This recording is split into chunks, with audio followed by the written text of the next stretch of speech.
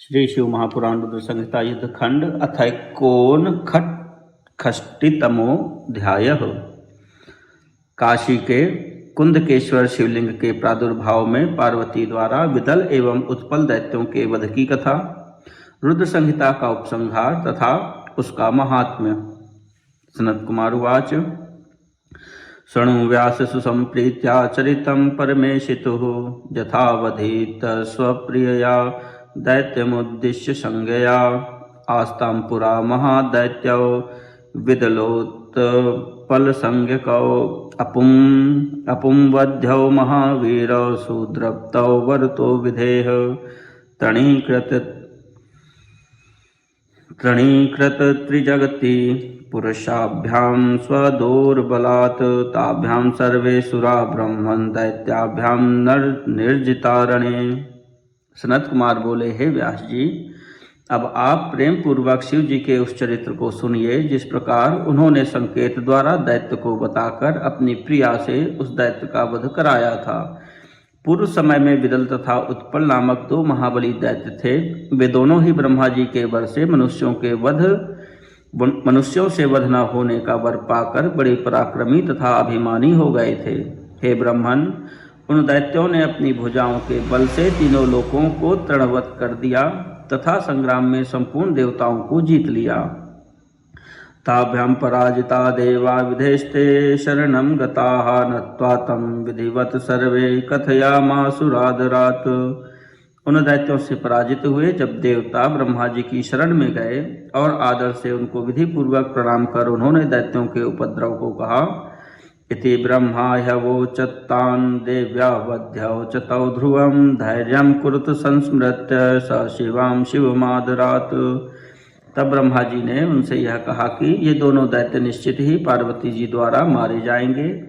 आप सब पार्वती सहित शिव जी का भली भांति स्मरण कीजिए और धैर्य धारण कीजिए।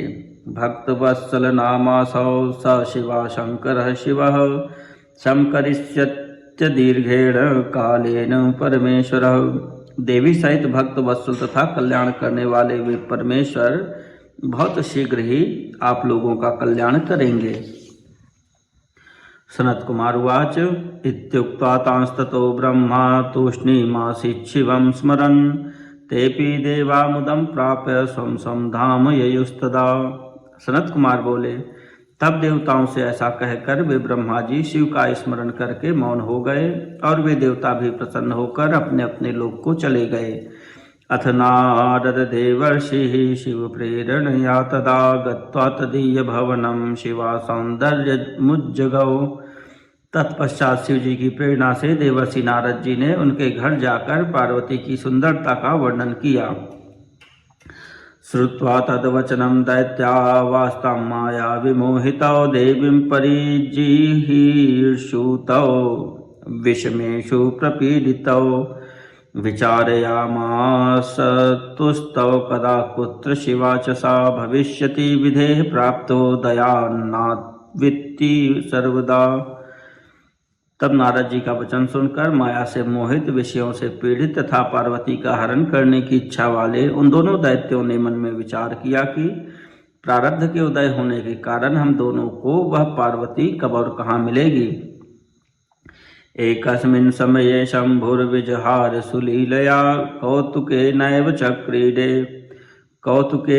चिक्रीडे शिवा कन्दुकलीलया सखीभिः सह सुप्रीत्या कौतुकात् शिव सन्निधौ। किसी समय शिव जी अपनी लीला से विहार कर रहे थे। उसी समय पार्वती भी कौतुक से अपनी सखियों के साथ प्रीतिपूर्वक शिव जी के समीप कंदुक क्रीड़ा करने लगी। उद्दंचन्त्यंच दगानां लाघवं परितन्वती निःश्वासामोदमुदित भ्रमराकुलितेक्षणा भ्रमयद्धमिल्लसन्माल्य स्वपुराकृत भूमिका स्विद्यत कपोलपत्राली स्रवदं बुक्प्रणोज्ज्वला स्फुटच्चोलांशुकपथतिर्यदंग प्रभावृता उल्लसत कंदुकास्फालाति श्रोणित कराम्बुजा कंदुकानुगसद दृष्टि नर्तित भ्रूलतांचला मृडानी किल खेलंती ददृशे जगदम्बिका। ऊपर को गेंद फेंकती हुई, अपने अंगों की लघुता का विस्तार करती हुई, श्वास की सुगंध से प्रसन्न हुए, भंवरों से घिरने के कारण चंचल नेत्र वाली, केशपाश से माला टूट जाने के कारण अपने रूप को प्रकट करने वाली, पसीना आने से उसके कणों और कपोलों की पत्र रचना से शोभित, प्रकाशमान चोलांशुक कुर्ती के मार्ग से निकलती हुई, अंग की कांति से व्याप्त शोभायमान गेंद को ताड़न करने से लाल हुए करकमलों वाली और गेंद के पीछे दृष्टि देने से कंपायमान भौं रूप लता के अंचल वाली जगत की माता पार्वती खेलती हुई दिखाई दी। अंतरिक्ष चराभ्याम च दितिजाभ्याम कटाक्षिता क्रोडीकृताभ्यामिव वै समुपस्थित मृत्युना विदलोत्पल संज्ञाभ्याम द्रप्ताभ्याम वरतो विधेह तणीकृत त्रिजगति पुरुषाभ्याम स्वदुर्बलात्। आकाश में विचरते हुए उन दोनों दैत्यों ने कटाक्षों से देखा, मानो उपस्थित मृत्यु ने ही दोनों को गोद में ले लिया हो। ब्रह्मा जी के वरदान से गर्वित विदल और उत्पल नामक दोनों दैत्य अपनी भुजाओं के बल से तीनों लोकों को तृण के समान समझते थे। देवीं तां संजिहीर्षन्तौ विषमेषु प्रपीडितौ दिव उत्तेरतुः क्षिप्रं मायां स्वीकृत्य शाम्बरीं धृत्वा पारिषदीं मायातामम्बिकान्तिकं तावत्यन्तं सुदुर्वृत्तावती चंचलमानसौ। कामदेव के बाणों से पीड़ित हुए दोनों दैत्य उन देवी पार्वती के हरण की इच्छा से शीघ्र ही शांबरी माया करके आकाश से उतरे। अति दुराचारी तथा अति चंचल मन वाले वे दोनों दैत्य माया से गणों का रूप धारण कर पार्वती के समीप आए। अथ दुष्ट निहंत्रा वैसावज्ञेन हरेण तव विज्ञातौ चक्षणादास्तां चांचल्यालोचनोद्भवात् कटाक्षिताथ देवेन दुर्गा दुर्गति घातिनी दैत्याभिमाविति गणौ नेति सर्वस्वरूपिणा। तभी दुष्टों का नाश करने वाले शिव जी ने क्षण मात्र में चंचल नेत्रों से उन दोनों को जान लिया। सर्वस्वरूपी महादेव ने संकट को दूर करने वाली पार्वती की ओर देखा। उन्होंने समझ लिया कि ये दोनों दैत्य हैं, गण नहीं हैं। अथ सा नेत्र संज्ञां स्वस्वामिनस्ताम्बुबोध सह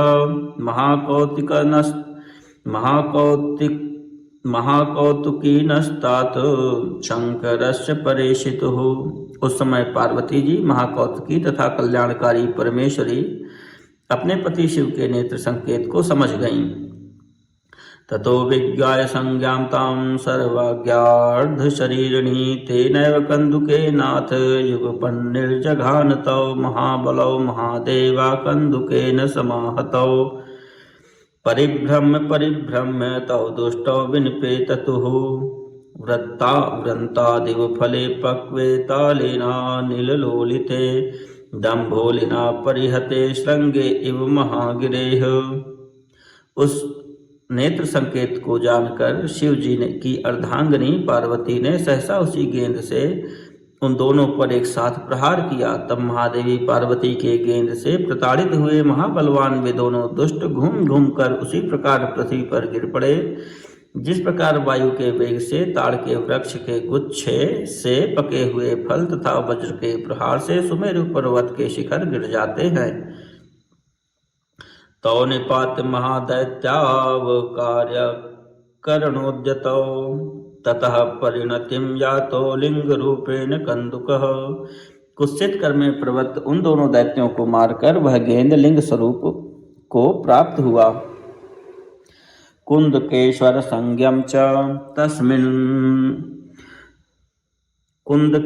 संज्ञं च तल्लिंगं भवत्तदा ज्येष्ठेश्वर समीपे तु सर्वदुष्ट निवारणम्। उसी समय वह लिंग कुंदकेश्वर नाम से प्रसिद्ध हो गया। सभी दोषों का निवारण करने वाला वह लिंग ज्येष्ठेश्वर के समीप है।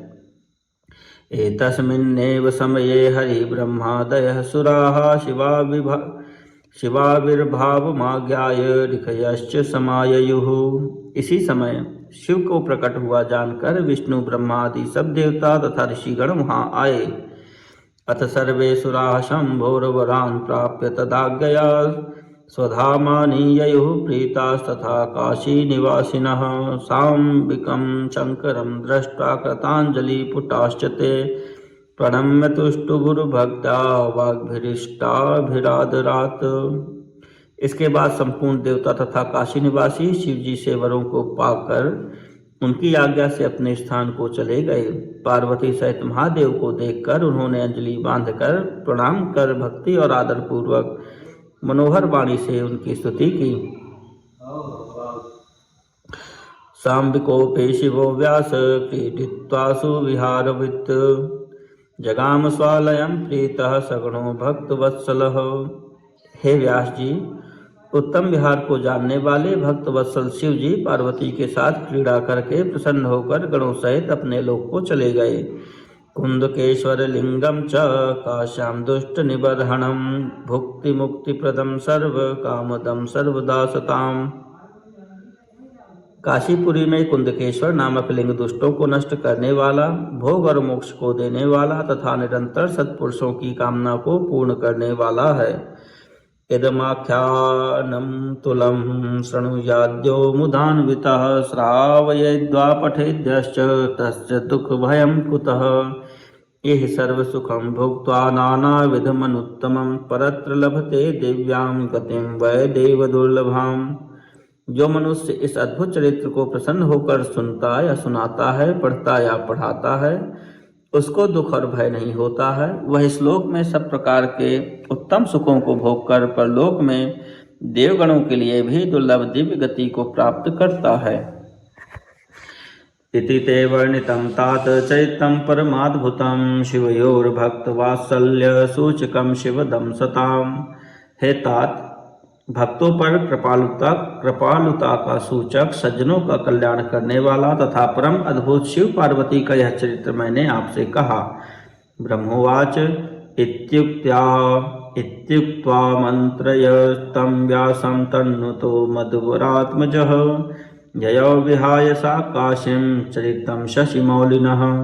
ब्रह्मा जी बोले, हे नारद, इस प्रकार शिव जी के चरित्र का वर्णन कर उन व्यास जी से अनुज्ञा लेकर और उनसे वंदित होकर मेरे श्रेष्ठ पुत्र सनत कुमार आकाश मार्ग से शीघ्र ही काशी को चले गए। युद्ध खंडमिदं प्रोक्तं मया ते मुनि सत्तम रौद्रीय संहिता मध्ये सर्व काम फलप्रदम्। इयं हि संहिता रौद्री संपूर्णा वर्णिता मया सदाशिव प्रियतरा भुक्ति मुक्ति फलप्रदा। हे मुनि श्रेष्ठ, रुद्र संहिता के अंतर्गत सब कामनाओं और सिद्धियों को पूर्ण करने वाले इस युद्ध खंड का वर्णन मैंने आपसे किया। शिव को अत्यंत संतुष्ट करने वाली तथा भुक्ति मुक्ति को देने वाली इस संपूर्ण रुद्र संहिता का वर्णन मैंने आपसे किया। इमाम यश पठे नित्यं शत्रु बाधा निवारिकां सर्वान् कामान् वाप्नोति ततो मुक्तिं लभेत न। जो मनुष्य शत्रु बाधा का निवारण करने वाली इस रुद्र संहिता को नित्य पढ़ता है, वह संपूर्ण मनोरथों को प्राप्त करता है और उसके बाद मुक्ति को प्राप्त कर लेता है। सूतुवाच इति ब्रह्मसुतः श्रोत्वा पित्रा शिव यशः परम चतुर्नामाप्य शंभोश्च कृतार्थो भूच्छिवानुगः। सूत जी बोले, इस प्रकार ब्रह्मा के पुत्र नारद जी अपने पिता से शिव जी के परम यश तथा शिव के शतनामों को सुनकर कृतार्थ एवं शिवानुगामी हो गए। ब्रह्म नारद संवाद संपूर्ण कथितो मया शिवः सर्वप्रधानो हि किं भूय श्रोतुमिच्छसि। मैंने यह ब्रह्मा और नारद जी का संपूर्ण संवाद आपसे कहा। शिव जी संपूर्ण देवताओं में प्रधान हैं। अब आप और क्या सुनना चाहते हैं। इति श्री शिव महापुराणे द्वितीयायां रुद्र संहितायां पंचमे युद्ध खंडे विदलोत्पल दैत्य वध वर्णनम नामैकोन षष्टितमोऽध्यायः।